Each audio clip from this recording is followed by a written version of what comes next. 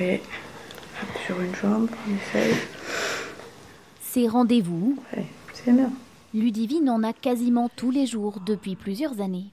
Et rien que ça, c'est une grande victoire, quoi. De pouvoir étirer et ouvrir les chaînes musculaires, c'était impossible. Tout commence il y a 10 ans, un soir de Nouvel An. Ludivine s'apprête à donner naissance à Maë, son deuxième enfant.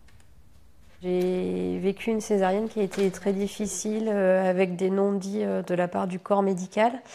Et donc, je pense aujourd'hui, maintenant, avec le recul, qu'il s'est passé des événements ce soir-là au sein du bloc opératoire dont je n'aurai jamais les explications. Une césarienne qui va littéralement changer sa vie. Quelques semaines après l'opération, Ludivine ressent de vives douleurs au niveau du pubis. Le quotidien a été compliqué, j'étais très fatiguée. Le soir, j'avais des poussées de fièvre.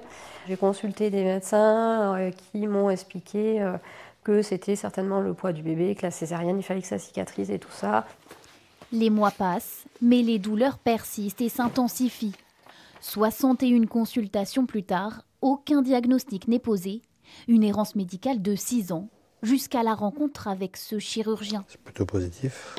Nous avons un gros problème en France et dans le monde entier en général, c'est que dès lors que ce n'est pas décrit, ça n'existe pas. Mais on est dans le devoir de faire les examens complémentaires pour infirmer ou confirmer.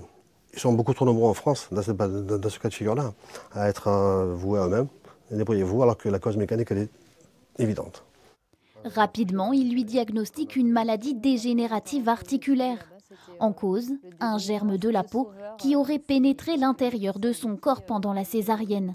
10 ans plus tard, cette négligence du corps médical affecte toujours la vie de Ludivine. Aujourd'hui, chaque jour qui s'ouvre à moi, pour moi, c'est un cadeau de la vie.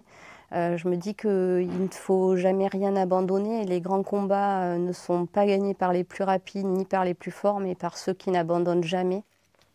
Ludivine a fait de son histoire un livre pour qu'aucune autre femme ne subisse l'errance médicale dont elle a été la victime.